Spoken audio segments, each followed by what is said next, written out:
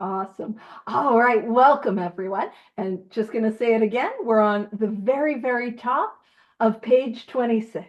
And this is, I don't know about you guys, for me, this is exciting. If you're like, oh, I can't wait to hear Drew, you're going to be extra excited because we're doing some AA history. And if you're like, I'm not here for that, I will apologize in advance. And thank you for coming. All righty, so page 26. And very, very, very top of the page, it says a certain American businessman. And who we're talking about is this is our guy. He doesn't have to be your guy, but he's my guy, Rowland Hazard. And if you want to hazard a guess as to how it's spelled, probably not how you think. It's Rowland and Hazard, Hazard, Rowland Hazard. And we're going to talk about this guy. And actually, I'll do a little bit of a screen share. I won't have it shared the whole time, I don't think, but I just want to show you who's this guy. And then if you're used to me doing this and I'm like talking about the co-founders, I'm like, Rowland Hazard. What a handsome young fellow. I turn AA history into Tinder. You know what I mean? Like, ooh, would we swipe on him? Some of you guys will super like. I don't know if Tinder has that, and I don't know which way you're supposed to swipe. Alrighty. I'm not on Tinder, but I will be checking out Drew 2 Thursdays from now at the Oxford Group History thing. I'm just really trying to hype that up for Rob. Alrighty, Drew. So a certain American businessman had ability, good sense, and high character. And this is our guy, Rowland Hazard. Now, his actual name is Rowland Hazard the Third. And listen, if you got a the third in your name, that is going to give us a vital piece of information. You got money. You know what I mean? So Rowland Hazard, he came from this incredibly wealthy family. I believe they were in textiles, unless Rob corrects me. Awesome. And this is how I tell the story. This is not historically accurate, but I never let the truth get in the way of a good story. So, like, the Great Depression hits, and the hazards are like, whew, we're a little financially over encumbered. We should probably sell one or two of our many yachts. Do you know what I mean? Like, they came from money, not like money, but like money. And so this is who this guy comes from, or the family he comes from.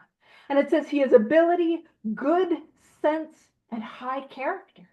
Now, we can ask ourselves, hey, in our lives, did we have good character? That would be like morals or values.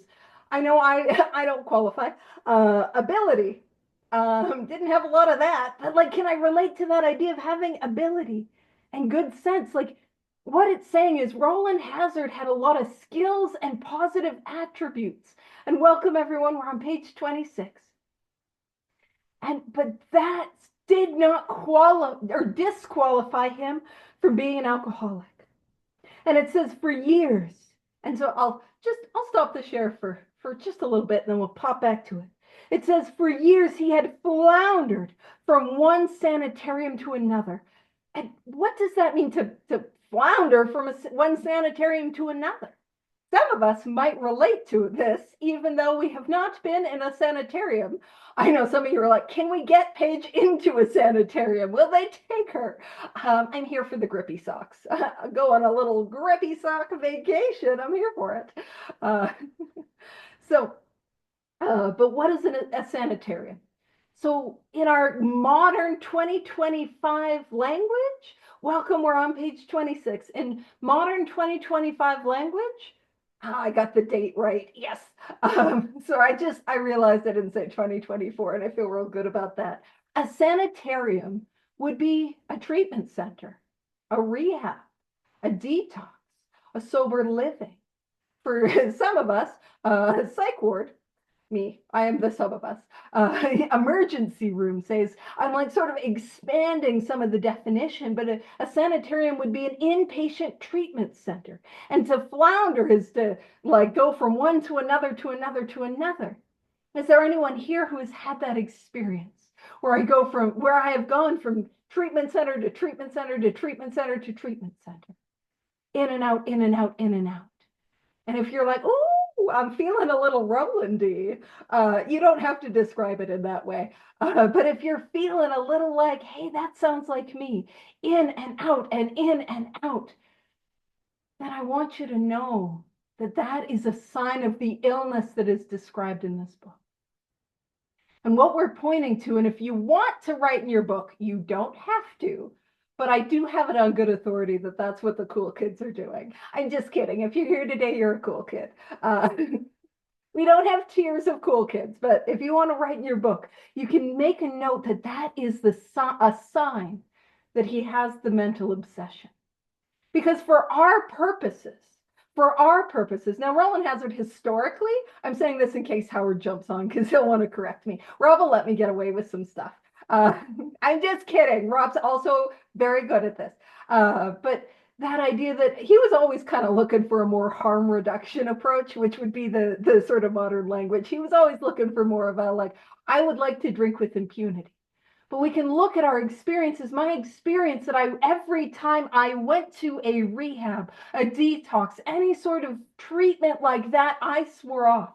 And I did not want to do it. I did not want to drink again. I did not want to use again, whatever brings you to this all-inclusive study. I did not want to do it again. And to end up in another one means I had a thought that told me this time will be different. Nobody will ever know. Take that first drink. I can drink like a lady. Some of you are quite well aware I've never done anything in my life like a lady. At no point have I exuded ladylikeness. All right. So it is a sign that he's got the mental obsession because he's trying these different things to stay sober and it's not working. It says he had consulted the best known American psychiatrist, the best of the best of the best in the United States. Now, I'll be honest with you, I did not see the best of the best of the best, but I did see a lot of like doctors and psychologists and psychiatrists and therapists. And it wasn't enough for somebody like me. And I want to be clear, I'm not belittling the profession. But for somebody like me, it wasn't a solution. Again, what we're pointing to is a sign that he has the mental obsession. Because if I have this mental obsession, what I am is beyond human aid. No human power, not the best psychologist, the best psychiatrist. We're going to see him see the most eminent psychiatrist in all of history, arguably. And we're going to see, spoiler alert, we're going to see that that does not work. And if I have tried human power and it does not work, what that means is that I have the illness that is laid out before us in the book Alcoholics Anonymous. And that is good news because we have a solution. It is not that you don't want it enough. It is not that you aren't trying hard enough. It is not that it is that is the nature of this illness. So it says, he had then gone to Europe. So the best of the best of the best. Oh boy, wasn't working. So he goes all the way to Europe, placing himself in the care of a celebrated physician, the psychiatrist, Dr. Young. And there's a story that is often repeated and that I often repeated. So I'm not here to correct anyone or anything like that.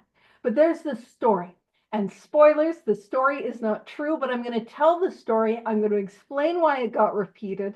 And I'm going to explain what is the lesson from the not true story. Oh no, my brain is like, you should make a thing that flashes. I'm not doing that. I don't have time. I have an early flight in the morning. Sometimes I say things during the study knowing that I have to edit the video. And then I'm like, oh no, I've immediately made more work for myself. It's a nightmare. I do it to me and I'm the only person to blame. Woo! Alrighty, so the story goes that Rowland Hazard, man, he didn't want to settle. He wanted to see the absolute best, most famous psychiatrists in the whole world. He wanted to see the eminent Sigmund Freud. But for us, we caught a break because Sigmund Freud was busy because he's fancy and important and stuff. And so he wasn't able to accept new patients. I will point out the fact that Rowland Hazard is seeing Carl Jung means he's got money. You know what I'm saying? He's got money. But in the story, that's where we see like Alcoholics Anonymous, and then from AA, the other fellowships got their first break. And the reason that story is told again and again, the first reason is because it was, I believe, Joe and Charlie told that story. But the second is it gives us a lesson. There's a lesson and a meaning from the stories, and I am big on the AA history. I find it so interesting. I get jazzercised about it. You don't have to be jazzercised about anything, but I get jazzercised about it. And part of the reason is because the history gives us lessons. They're parables. They're stories that are there to convey a meaning.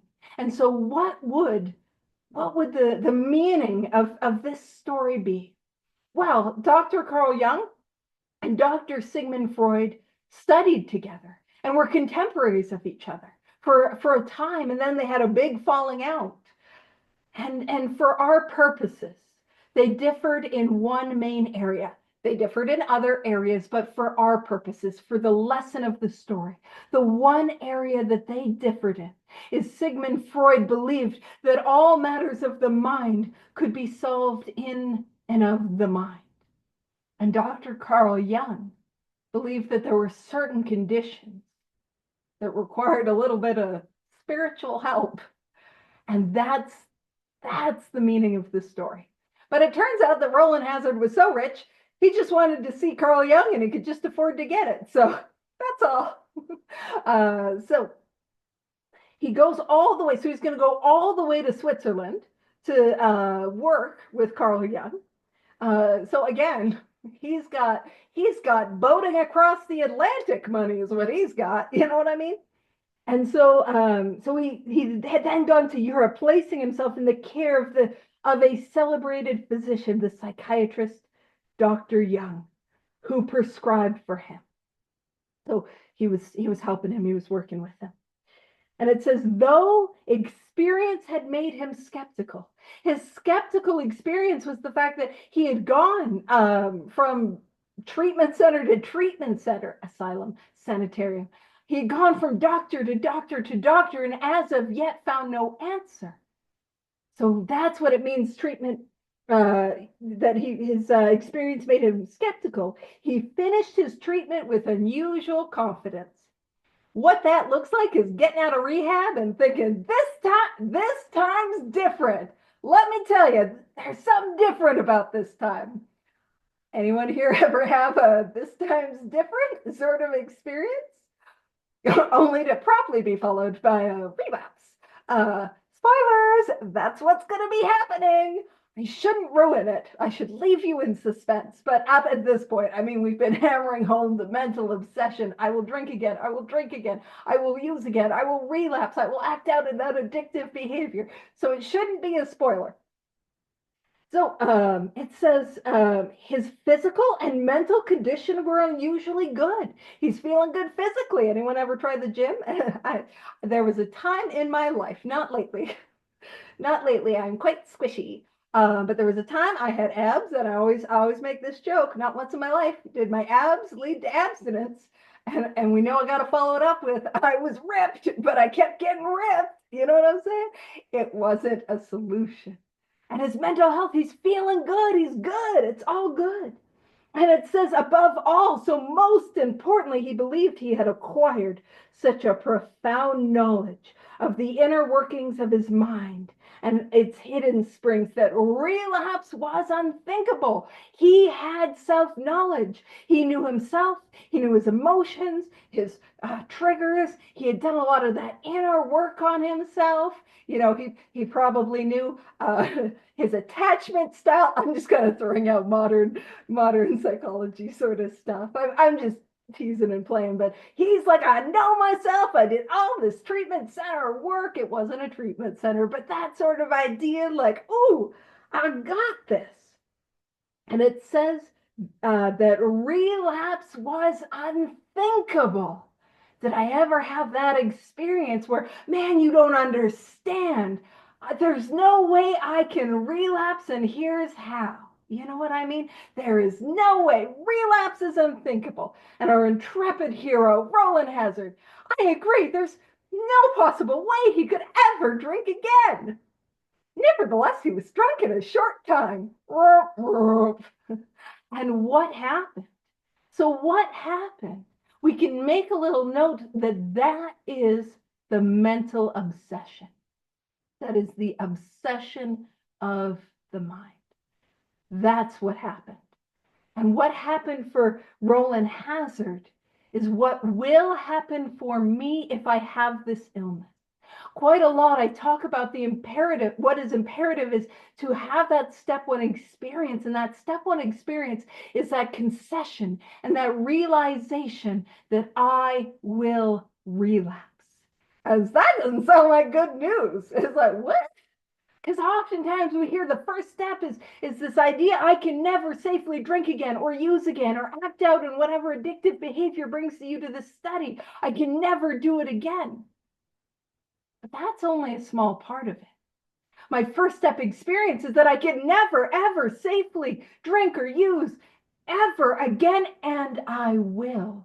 The mental obsession, that thought will bring me back again and again and again to that first drink, drug, compulsive or addictive behavior. And that is what happened to Rowland. What happened to Rowland was inevitable, and it will happen to me unless we get our solution. But I'm not going to spoil that just yet. Look at me having a modicum of self-restraint. I'm as shocked as you are. All right. And it says, more baffling still, he could give himself no satisfactory explanation for his fall. Do you guys know what that's like, where you come to after a relapse and you're filled with this deep guilt and shame and self-hatred, and you're like, what the F? Like, why did I do it? Like, I'm baffled that I did, like, what? That in the remorse and regret. And it says, so he returned to this doctor, which returned to, didn't send him a telegram, couldn't write a strongly worded email. And I'm sure nobody here has done that while drinking, sending the strongly worded email, maybe to a therapist. I am so glad that when I was out there, like, I didn't have a lot of access to that sort of technology, because I would have burnt some bridges. Oopsie doops. So it's just opportunities for amends. It's great. It's great. You know, if you're here, you're like, oh, just we'll amend it. It'll be good. So we returned to the doctor. So he had to physically go back there, whom he admired. Like, he respected this doctor. He wanted this thing to work, and asked him point blank why he could not recover. Like, he's just, lay it on me, doc. That's absolutely, often when I talk about the history, I'm like, homie, what the heck? What's up, my guy? And I'm like, that's how they spoke. You can ask Rob. Rob will tell you that's 100% how they spoke. They called each other dude and stuff. It's historically accurate. I'm just trying to get away with what I can get away with. Alrighty. So it says, he wished above all things. So above all things, again, is more important than anything else, to regain self-control. He seemed quite rational and well-balanced with respect to other problems. Yet he had no control whatever over alcohol. Why was this? And has that been my experience?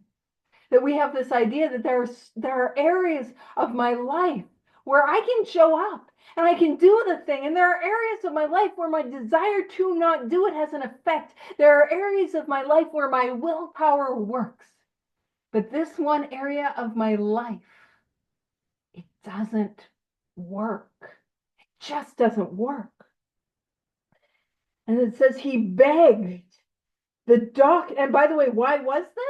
Well, it's because I got an obsession of the mind that takes me back to it. And once I start, I have no control because I have an allergy of the body. That once I start, I cannot stop. By the way, the question was meant to be more rhetorical, but I would just answer it. because I'm pedantic and I don't always pick up on those social cues when it's a rhetorical question.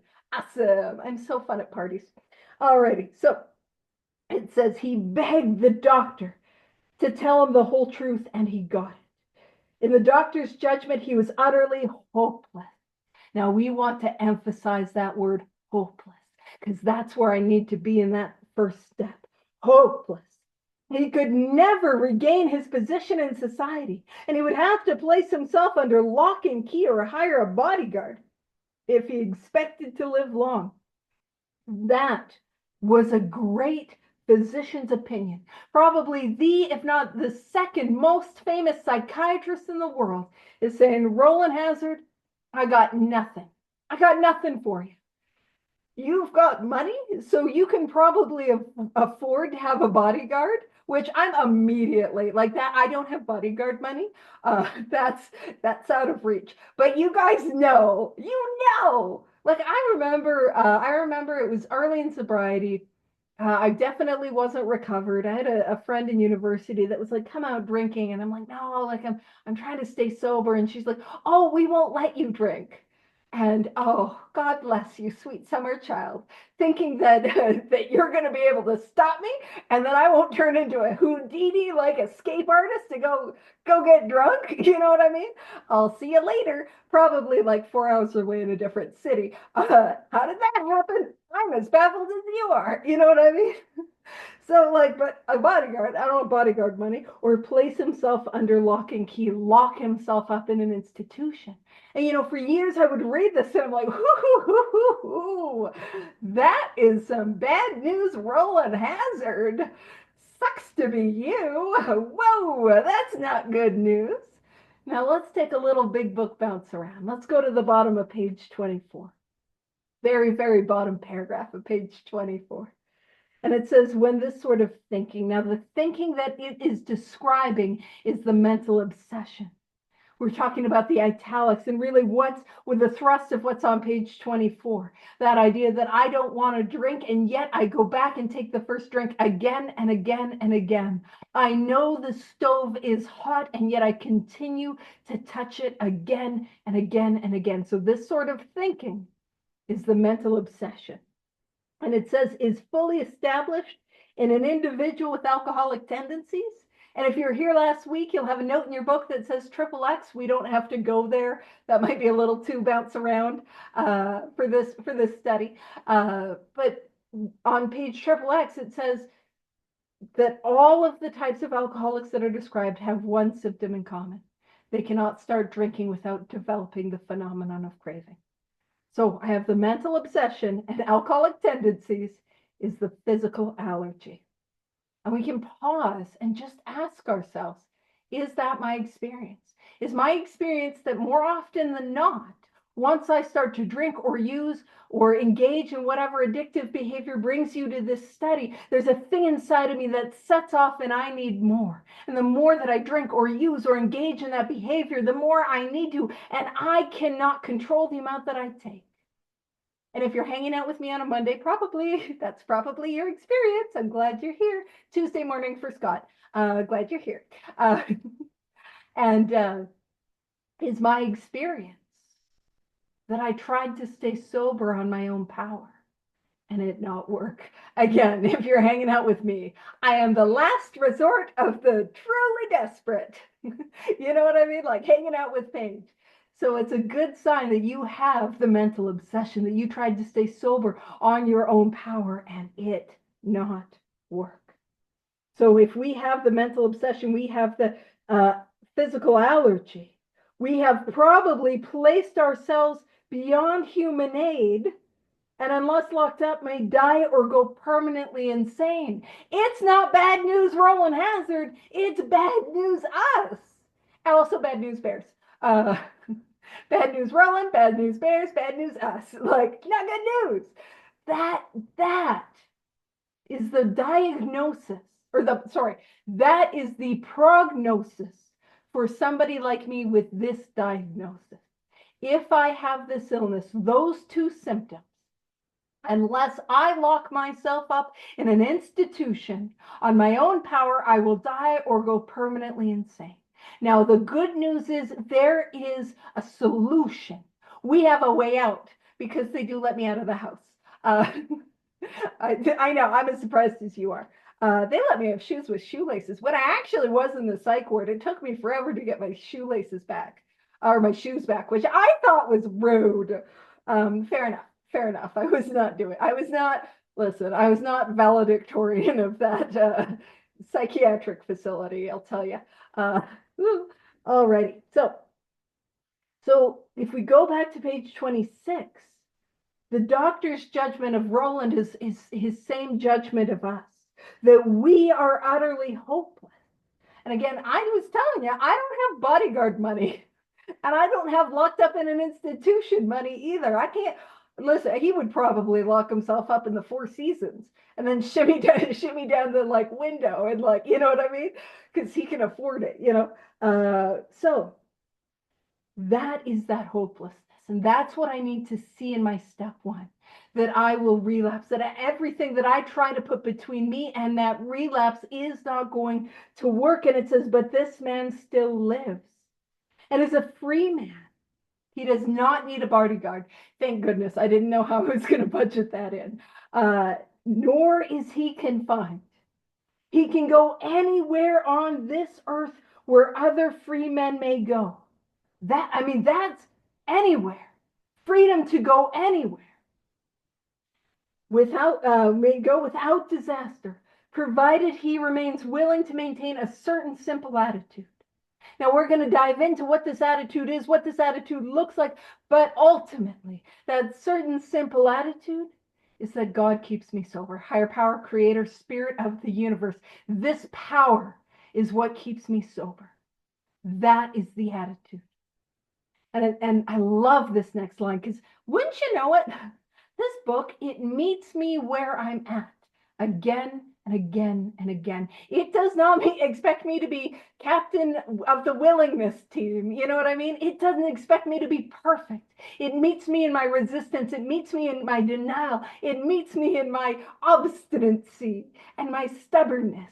And when I bristle with antagonism, I know I didn't have to use those words. That was a choice. That was a choice that I made, and it was the wrong one. I'll keep coming back. I hope you do too. So it says some of our readers may think they can do without spiritual help. It's like, oh gosh, the solution's spiritual? Well, I don't want that. And it's meeting us there. And it's going to take us where we need to go. So it says, let us tell you the rest of the conversation our friend had with his doctor. So Carl Jung is telling Rowland Hazard. And he says, the doctor said, you have the mind of a chronic alcoholic. I have never seen one single case recover.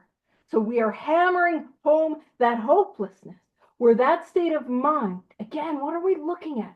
The mental obsession. That is the thing that makes me hopeless, that I continue to go back to it against my will.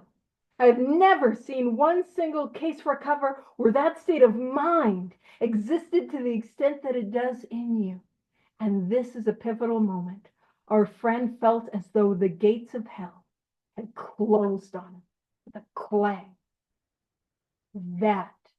Now, the steps weren't a thing. He didn't know anything about the 12 steps. Alcoholics Anonymous does not exist for him to go to.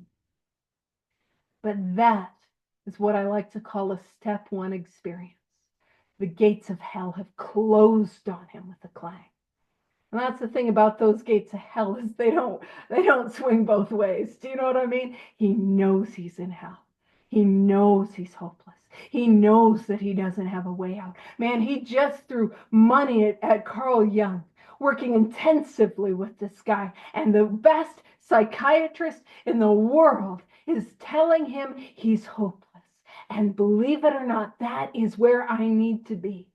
We don't have to see Carl Jung. He's no longer with us, and I think it would be out of budget. But I need to get to that step one experience, that I can't do this on my own. I can't do this my way, that no human power is sufficient for me.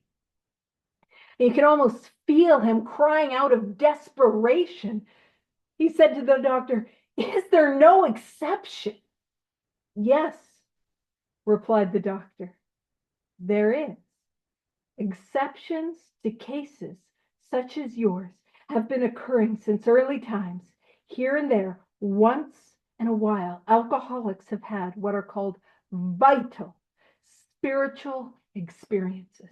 And in Alcoholics Anonymous, and Cocaine Anonymous, and Drug Addicts Anonymous, and whatever 12-step fellowship you are a part of, that is our solution.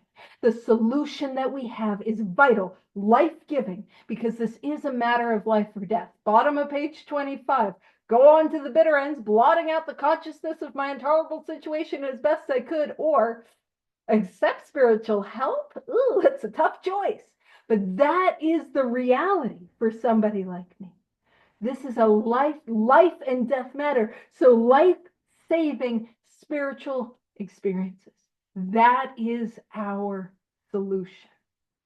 That's our solution. Now, at this point in history, at this moment, here, what we see is Carl Jung giving Rowland Hazard the knowledge.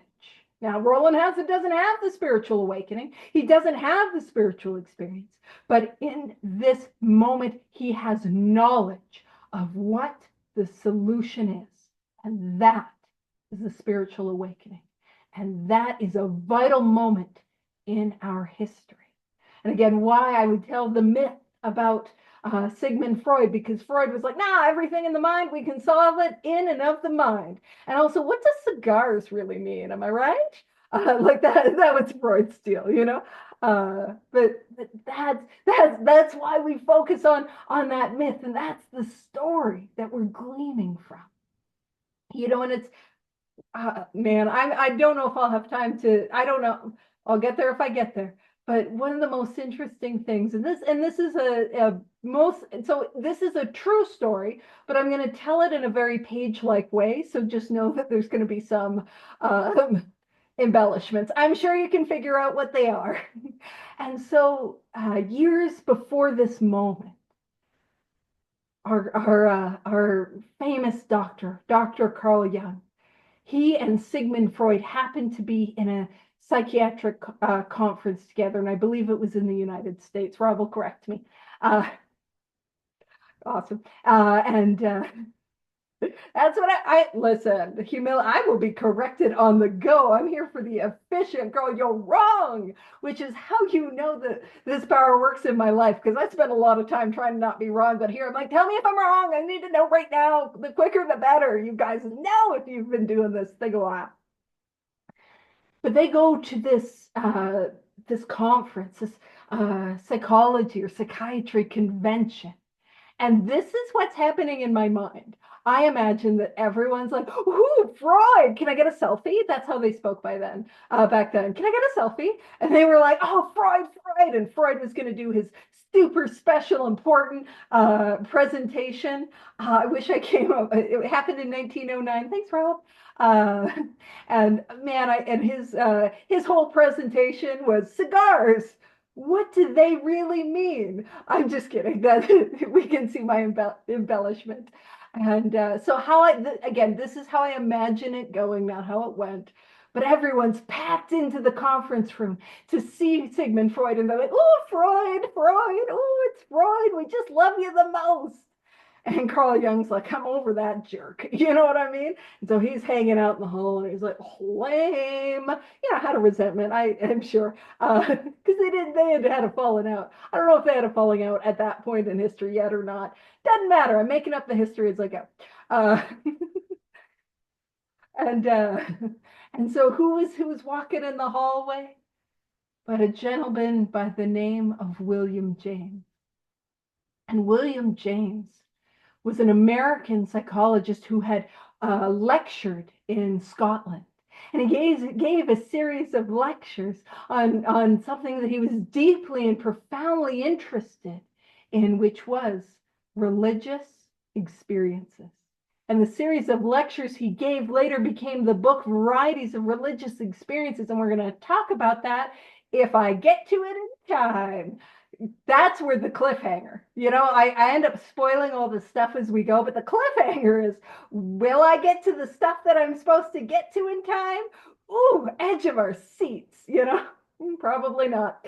Alrighty. And so the two of them talking in the hallway, talking with each other, and getting involved in this conversation, and perhaps planting a seed for Dr. Carl Jung for this moment, where Dr. Carl Jung says there is an exception, and the exceptions are vital as in life-giving spiritual experiences. And so, what is a spiritual experience? What is that? Like, well, what the heck is that? Like, I need one of those. What is that? What does it look like? And here we are given a definition. And it says, to me, these occurrences are phenomena. So it's something that happens that we don't fully understand. Something like a phenomena. That's all I know of that song. I'm not musically inclined, which I think that's the second time I've tried to do a song in the middle of a talk, which, again, I don't know what I'm thinking. That's not a good idea. Anywho, to me, these occurrences are phenomena. So it's these like things that happen and we can't understand them. We can't replicate them. Although here we now have a way. It says they appear to be in the nature of huge emotional displacements. So to be displaced is to be completely moved, and rearrangements. Ideas, emotions, and attitudes, which were once the guiding forces of the lives of these men. So the emotions, these attitudes, these ideas that led me, that directed me. By the way, if you're wondering, what sort, I'm going to go, I am going to do, we're going on a little tangent in just a second. Stay tuned, or don't feel like you have to. It's all consensual. But it says ideas, emotions, and attitudes, which were once the guiding forces of the lives of these men, are suddenly cast to one side, and a completely new set of conceptions and motives begin to dominate them. So how I showed up to life, how I thought about life, my emotional nature, how I look when I show up here, it's suddenly cast to one side, and I show up in a brand new way. I see the world in a brand new way. But to give you an idea of what we're talking about when we say ideas, emotions, and attitudes, which are guiding us, let's pop over to page 62. Yeah, and we're going to see, what do I need to get rid of? Because, 62. Just because, like, I would read this and I couldn't quite touch it. I couldn't quite grasp it. Page 62, first full paragraph. And I know nobody here is going to relate to this. This is gonna be what? I would never. But it's a selfishness, self-centeredness that we think is the root of our trouble. So selfishness, self-centeredness. Self-centeredness is me thinking of me, but it's not often me thinking about how great I am.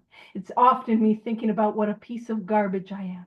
And my selfishness is when I show up to life thinking only of what I can get, even if it's an ounce of approval, so I can just feel like I'm okay.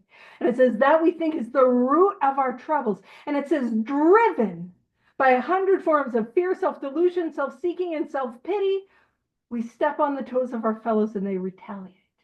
Anyone here? Now, I'm just so you know, I'm going to do a little flip. I have a sponsor that talks about how it's spiritual judo or spiritual jujitsu. So just prepare so you don't have to participate at all in this. But is there anyone here who ever said, I took my will back? I started driving the bus again. Yeah. And what I want you to know is that's not true. We think we took our will back and we're the one driving the bus. And I know I didn't do the best job of managing my alcoholism and my crack cocaine problem, but I can get all other areas of my life. Now, I'm not driving. I'm not driving. Who is driving? Who's driving is 100 forms of fear, self-delusion, self-seeking, and self-pity. There's a madman at the wheel. Yeah, I didn't take my will back. Selfishness, self-centeredness did, and they're taking me off a cliff. You know what I'm saying? And so those, when we talk about like ideas, emotions, and attitudes back on page 27, that's what I'm talking about. those suddenly cast to one side and a completely new set of conceptions begin to dominate them. Oh man, I wasn't planning on doing this. But come join me. Let's bounce around again. I am so sorry if you were hoping that we would get this chapter done today. I am here to perpetually disappoint. Title of some inventory I've written. All right, let's go to page 63. And I'm really sorry if you went back to 27 when we could have just gone from 62 to 63. So what does this new conception that motivates us, these new ideas, attitudes, what does that look like? Well, why don't we go top of 63? And what we're going to do is we're going to go 1, 2, 3, 4, 5 lines down where it says established on such a footing. And these are what are known as the third step promises. Now, these promises absolutely do not come true on step 3. They come true as I fulfill my commitment to the third step, where I actually work these 12 steps as a way of life, like my life depends on it, because it does. But this is a bit of a description of new attitudes, emotions, and ideas which become the guiding force of my life. So it says, establish on such a footing. By the way, that footing is God, higher power, creator, spirit of the universe, is running the show. God keeps me sober. God is in charge. That footing, right? Is that, and I'm working for that power. That's the footing. Established on such a footing, we became less and less interested in ourselves, our little plans and designs. Man, I was attached to those plans and designs. None of them was a winner. If it was like a blueprint, whoever signs off on blueprints would be like, "Oh, that house is going to collapse." It's my plan and design. I love it, right? We get less and less interested in ourselves, our little plans and designs, self-centeredness. And when I act on them, selfishness. More and more, we became interested in seeing what we could contribute to life. My orientation is about what I can give rather than get. And it says, as we felt new power flow in, as we enjoyed peace of mind, as we discovered we could face life successfully, we became conscious of His presence. We began to lose our fear of today, tomorrow, or the hereafter. We were reborn. And to be reborn, that means that something has to die. And what needs to die is my ego, my selfishness, my self-centeredness. And that's what we're talking about. Now, on that, this is bringing me back to a tangent. We go back to 27, but this is bringing me back to a tangent that I was going to take us on anyways. The ADHD is not diagnosed, so it's really weird that you think I have it. No worries. We're just glad you're here. Thank you for coming. When we talk about the word agnostic, as in we agnostics, its etymological origin is Greek. And eg means without, and gnosis means knowledge. But it's not that head knowledge. It's not that, yeah, I know, that we tell our sponsor when they're giving us the exact same suggestion again and again and again that I am ignoring. It's not that. I know nobody here relates to that. It's none of that. Yeah, I know. Right? It is a deep heart level knowing. So at the second step, I am without knowledge. Now, in this moment on page 27, Rowland Hazard, we're going to hear he has belief, but he is agnostic in that he does not have that heart level experiential knowing of God. Now, we just saw conscious, that conscious that we saw in the third step promises, the conscious that we see in step 11. Now, that's etymological origin. See, this is why I'm fun at parties. That is Latin, so a completely different language structure. But con means with, and shus or sire means knowing. So in step 2, right where our guy Rowland Hazard is, he just needs to believe a spiritual experience could be possible. He does not have that with knowing experience of God. But as he takes the actions that later became our 12 steps, what he will have is an experience of God, a with knowing of God. And that's what I'm after, that with knowing, an experience. Just like I was after an experience with the bottle and an experience with the pipe and the experience with the pills that I was popping, I was after an experience, and I need an experience here. Now, speaking of Carl Jung, there was this world famous BBC interview where they ask him, and they were like, Carl, my homie, as I might, which is why I am not allowed to do fancy pants things. I made the joke. I'm like, I'm wearing one of my fancy hoodies today. Ooh, just fancy. And so in it, they said, they asked, growing up, did you believe in God? And he said, yeah, growing up, I believed in God. And they said, do you believe in God now? And he said, and there's a pause. And he says, no. And there's a pause. And then he says, I've got no need for belief. And there's a pause. And he says, I know. And that's what we're after here. I'm not after belief or even faith. I'm after an experience. And that's what we need. So page 27, I am not doing well for time and I have no one to blame but myself. I'm the problem, as became illuminated in step 1. So it says, when it talks about ideas, emotions, and attitudes, which were the guiding forces in the lives of these men, are suddenly cast aside and a completely new set of conceptions and motives begin to dominate them. And Carl Jung says to Rowland Hazard, in fact, I've been trying to produce some such emotional rearrangements within you. With many individuals, the methods which I employ are successful. I have never been successful with an alcoholic of your description. It was like, I was trying to do that. I was trying to give you that experience, but I've never been able to give that to somebody who is as hopeless as you. And it says, upon hearing this, our friend was somewhat relieved, for he reflected that after all, he was a good church member. It's like, oh, I go to church. Great. And it says, this hope, however, was destroyed. He wasn't even like, actually, he destroyed that hope. Was destroyed by the doctor telling him that while his religious convictions were very good, in his case, they did not spell the necessary, vital spiritual experience. And what he told Rowland Hazard was, he said, the odds of this thing happening to you is the odds of you getting struck by lightning. You can't hang out in a church pew and hope it happens for you. You've got to go out and seek it and find it, because it is a 1 in a million. Right? And when we talk about miracles, a miracle is something that goes against the grain of nature. The idea of an alcoholic getting sober, an addict getting sober. Do you know what I mean? Whatever brings you to this study, somebody like us recovering, that is nothing less than a miracle. And he's saying it would be miraculous. It would be like winning the lotto. You've got to find it.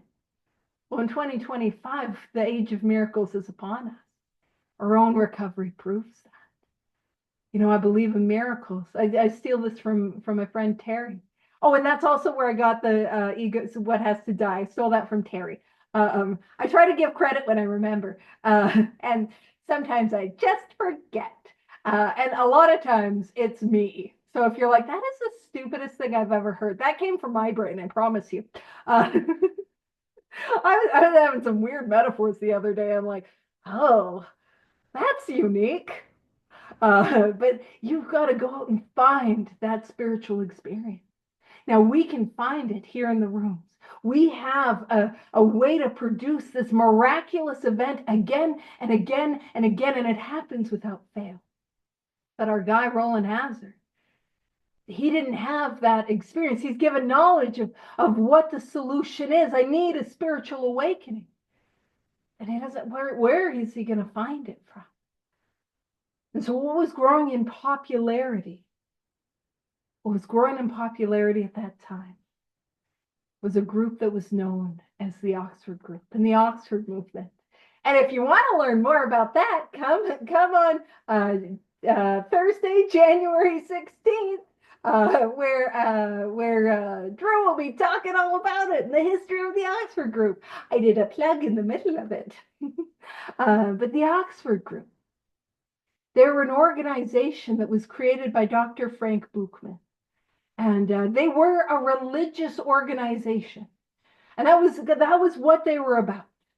They weren't folk. There were people who had attempted sobriety and got sober in the Oxford group, but the thrust of what they were after was not sobering up drunks. They were about having a deeper experience of the God of their understanding.